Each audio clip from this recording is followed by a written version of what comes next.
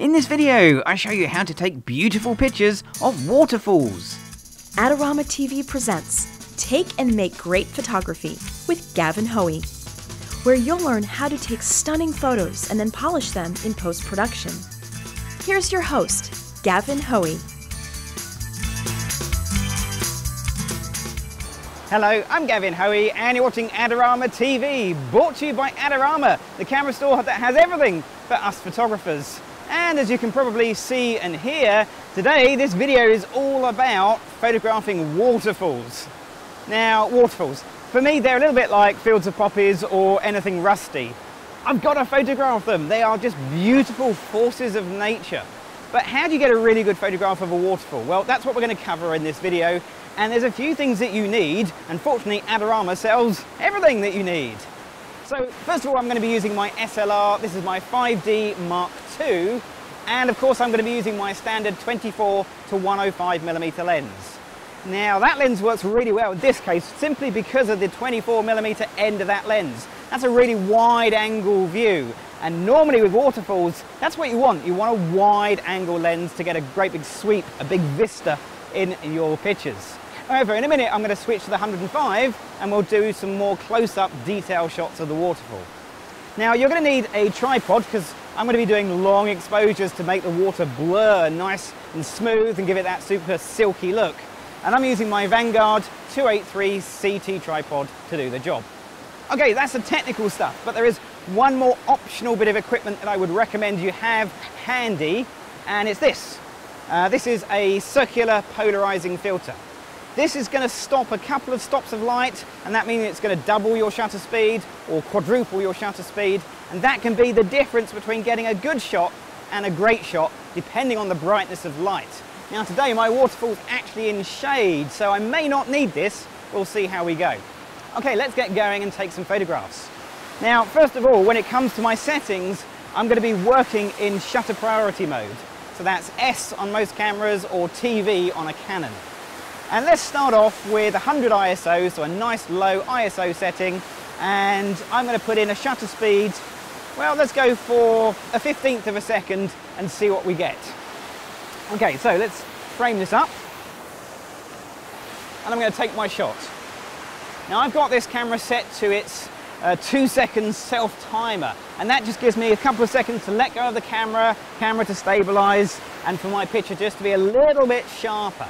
And that gives me a fair amount of movement in the water. Is a 15th of a second the right setting? I've no idea. So let's try another shutter speed and see how it changes. I'm going to go down, let's go right the way down to 1 second. So 1 second gives a completely different look. The water is beautifully soft and very, very smooth, but we've still got some detail in there. Now, because I'm in shutter priority mode, the camera is doing the work for me, and I can see that that was f22. So that's stopped the aperture down as small as it will go. So if I try and dial in a longer shutter speed, let's say 4 seconds, the f22 is now blinking at me. It's telling me that I can't do that. So if I try and take a picture of that settings, it'll let me do that, but it's going to be really, really overexposed, very, very bright, too much light has come in. And that's where the little polarizing filter really comes in, because this will stop 2 stops of light. I'm not interested in the polarizing effect today. There's no real sunlight to polarize here. It's pretty flat lighting at the moment, perfect for waterfalls. I'm just interested that this is like a little pair of sunglasses, making it darker, letting less light come in. So let's add this to the front of the camera.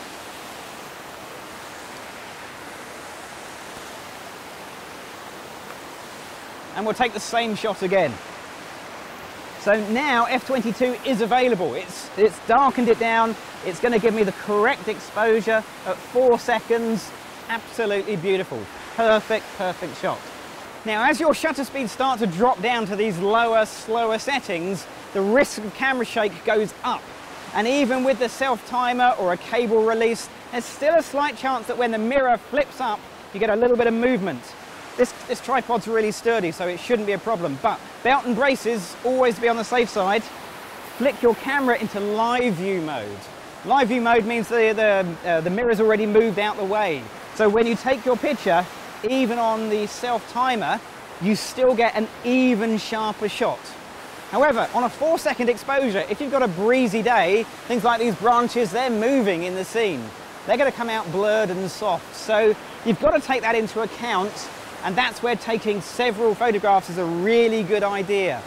Don't stick at one, do it again and again and again. Just wait until you get the perfect weather with no breeze moving anything, and hopefully after a few goes you'll nail the shot exactly. So with my polarizing filter on, I can now go through my shutter speeds safe in the knowledge that I can go right the way down to 4 seconds, and what I'm going to end up with is a range of pictures, and I can choose the best picture not here in the middle of this beautiful picturesque part of Wales, but I can choose the best picture back on the computer in my studio. Okay, I think I've got this position absolutely nailed. I'm going to wander around and find a couple of other shots of this waterfall and take those too.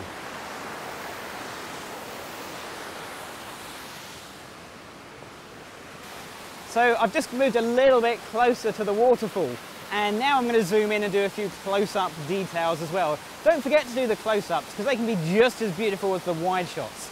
The technique is exactly the same. So I've still got my polarizing filter on the front, I'm still on the lowest ISO number I can dial in, and now I'm on the ½ second shutter speed.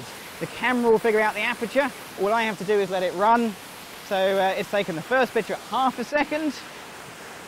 I'm going to turn on live view for the longer ones just so I get an even, sharper, more stable shot. Let's do a 1 second exposure, which is chosen f8 as the aperture. That seems fine by me. There's really nothing about depth of field to worry about here. And again, we'll double it up 2 seconds. Okay, so that looks great, but now what I'm going to do is I'm going to flip my camera on its side and do the same shots. Remember, always take the same pictures in landscape and in portrait format. You never know which is going to be the absolute best one till you get back home.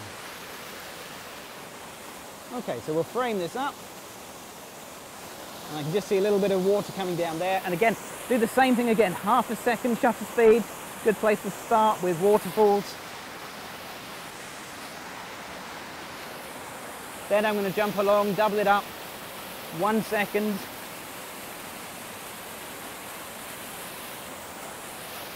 Two seconds.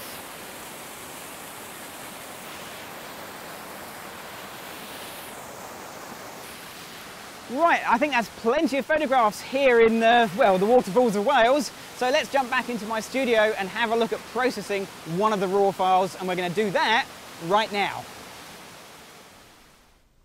So I've gone through my pictures and kind of narrowed it down to 3 possible candidates. So let's open them from MiniBridge into Photoshop. But being RAW files, of course, they open up here in Adobe Camera RAW.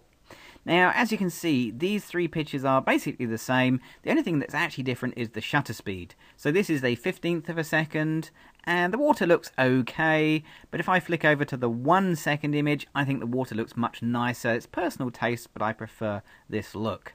The next one is the 4 second exposure, where I had the polarizing filter on the lens, and although it is slightly softer on the water, it's not enough to make a massive difference to me personally. But what it has done is it's made all the branches go a lot more blurry because they had longer to move. So simply for that reason, I'm actually going to use the 1 second exposure image. So my basic processing here in RAW, always the same few steps to begin with. The first one is, does the picture need cropping? And the answer to that one is yes, it does. These very bright patches at the top of the picture are so bright they actually pull your eye up and away from the main center of interest, which of course is the waterfall. So let me get the crop tool and I'll try and remove as many of these as I can. I won't be able to get rid of all of them, but that's pretty good. Maybe we can just lose that top one there. So just bring that in, there we go, and I'll just hit enter and crop that down. So that's made the composition stronger straight away. Next is going to be the colour balance, and I think it could do with just a little hint more warmth. Okay, so not a huge amount, just a little bit more warmth, just to bring some warmer tones out of the picture. The shadows do look a little bit deep, so maybe we'll just get the shadow slider and we'll just move that up just to open up the shadows somewhat, like so. The trouble is, it was quite a flat lighting, and now it does look quite flat in the scene. Now, I might be tempted normally to jump in with clarity, and you know I love a bit of clarity, but not this time. That's just too strong for this scene. So let's just bring it down to about 20, just so we add a little bit of contrast and a little bit of sharpness. I will add just a little bit more contrast to the scene as well, like so. And I'm also going to boost the colours by increasing the vibrance and also increasing the saturation. So now it's starting to look a lot more how I wanted it to appear. But because the lighting was pretty flat, it was all under trees, I want to put a little bit more sort of dappled lighting, add my own lighting effects. And to do that, I'm going to jump over to the adjustment brush here. Now on the adjustment brush, all I'm going to do is increase my exposure about 3/4 of a stop there or thereabouts, and we'll make my brush size a bit bigger, or I can use the keyboard square brackets to make that bigger and smaller. And I'm just going to dab in some little areas of sunlight that have just come down and hit that stone, for example, maybe some in there, and some just little areas of brightness in the picture, just like that.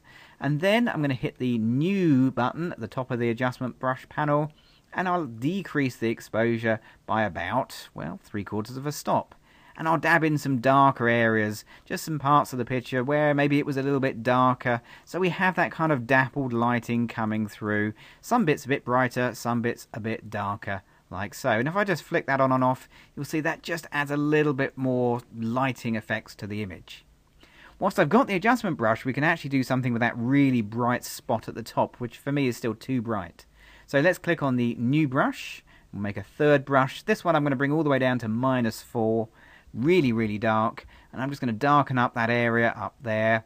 That's gone a little bit too far, so I'll get the eraser tool and we'll just erase what I've just done back ever so slightly, like so. Yeah, okay, there we go. And whilst I'm here, I can also add in some colour to that area because it was basically grey because there was no detail recorded. So we'll just put some applicable colours in there, something that looks kind of fitting to the scene. And that just helps to darken that area up and remove it from being so bright and distracting. Okay, we're nearly done, so let's just jump back into the normal tabs here, and I'm going to jump over to the lens corrections, because if I really zoom in, you'll see there is some chromatic aberration there. You can see that green strip on the top of the rock. So if I jump into the color tab, remove chromatic aberration, and that will just go. And then finally, I'm just going to jump over to the effects and put a tiny hint of post-crop vignetting just to add to that nice sort of darkened feel that we have our own little lit dell in the middle of the Welsh woods there. It's beautiful. Okay, so I'm happy with that. I'm going to open up the image and we'll jump back into Photoshop. Last thing I'm going to do is just apply a little bit of softness to the picture, because I do like a little bit of soft feeling on these pictures. It's my personal taste after all. So let me go up to layer and we'll choose to duplicate the layer and hit OK. And then we'll go to filter and blur, and of course we'll Gaussian blur it up. And let's go for fairly heavy blur, about 20 pixels. Hit OK, and then I'm just going to drop the opacity down for that layer. Remember, we put it on its own layer, and I can bring it down to around about 30, 40, and that just gives a little bit more contrast, but also just that nice ethereal glow, which just works beautifully with this scene. Now, that's how I photograph waterfalls, but there are many different ways you can photograph waterfalls. And if you go to the Adorama Learning Center, you'll discover there are extra techniques from other photographers which will teach you even more ways to get fantastic waterfall images. Well, I've had a wonderful time here in Wales photographing the waterfalls. Now, if you want to see more videos from myself and some other amazing presenters here on Adorama TV, then you know what you've got to do. You've got to click on the subscribe button. I'm Gavin Hoey. Thanks for watching.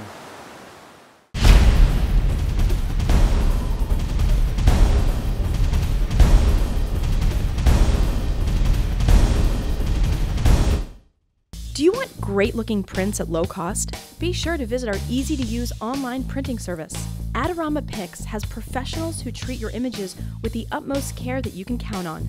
For a quick turnaround on photos, cards, or albums, use AdoramaPix.com.